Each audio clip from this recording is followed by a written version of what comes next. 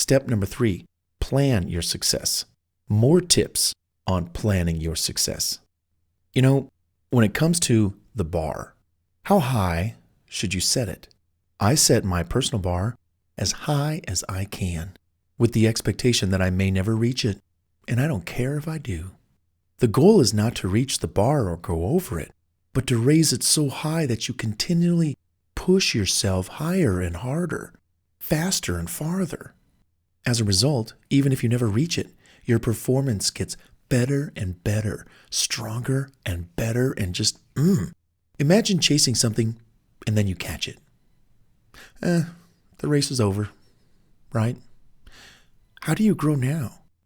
You always want what you're chasing to be faster, so you keep running, getting faster yourself, until it's time to just stop and rest. Then, when it comes time to take what you've worked on into the marketplace, you leave your competition utterly blown away because you didn't consider training as hard as they did. No, you trained as hard as you did. You set that bar so high it just kept you pushing stronger, faster, harder, faster, farther. They reached their bar and they were content. And that's all that they did. That's all that they thought they needed to do. Not you. You train harder than anyone you know, don't you? In fact, remember, there is no competition. You compete against yourself. Oh, and about the whole confidence thing regarding you not ever reaching the bar, like, oh, I didn't reach the bar, my confidence is now low. You might need to change your tune on that one. Confidence and where it comes from. You don't want to reach the bar, as I said. This is truly an exercise in strength and performance building, and that's all.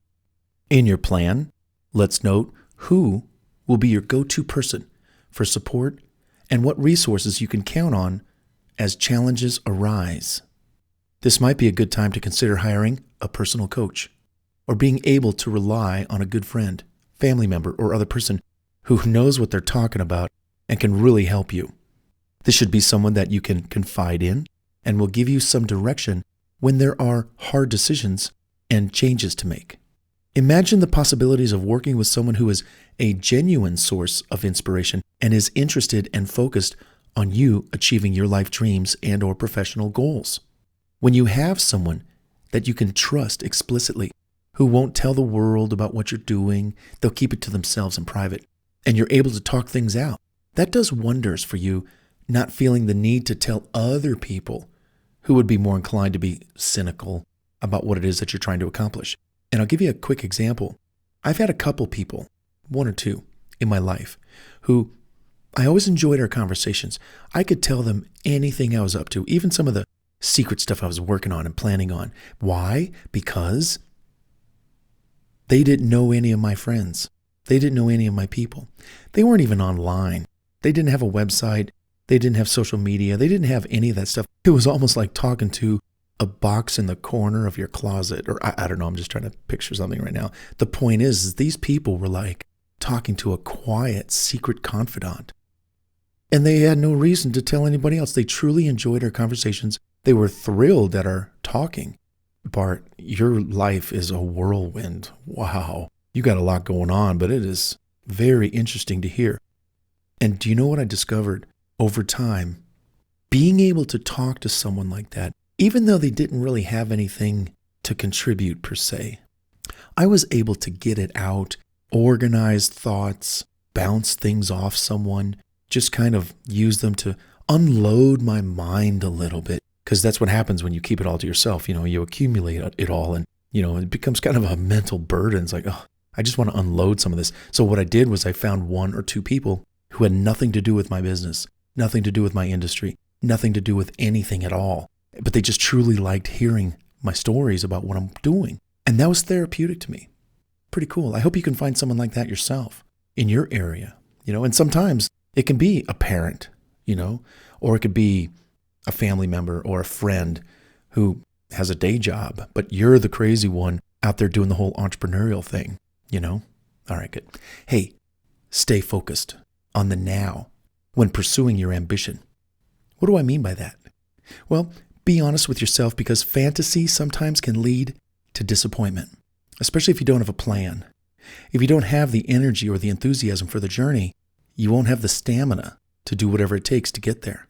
Treat today as if it were your first day and your last day. By consciously working on yourself, you soon begin to see how positively it impacts others. Self-discipline, for example, is when life becomes more about control than composure, and in the face of daily challenges, you become a champion.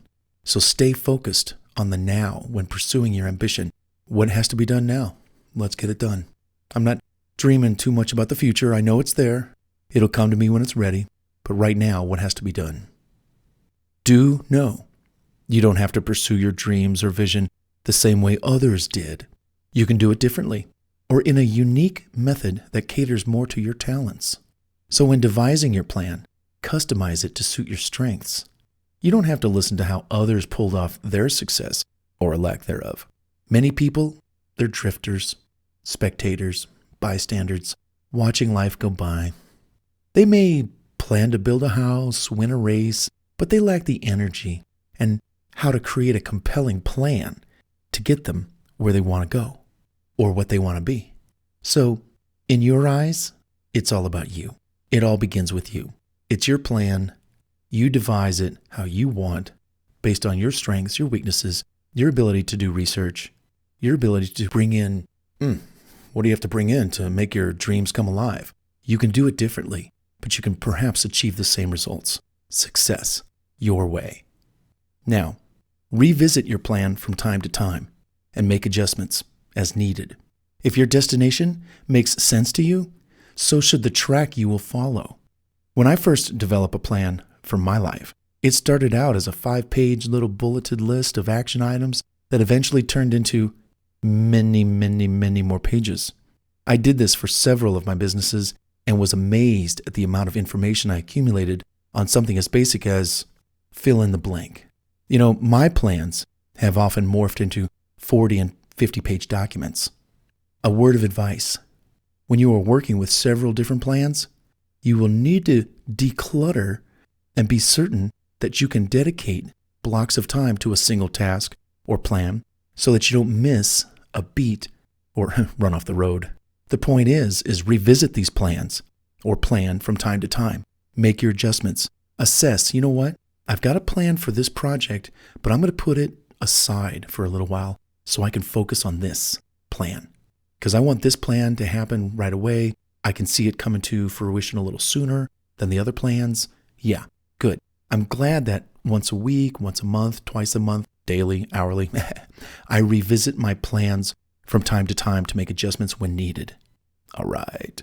Well, that concludes step number 3, plan your success when it comes to motivating yourself to succeed. Come on, let's proceed to the next audio track in this program, which is step 4, work your customized plan towards your goal. Come on, you're doing great.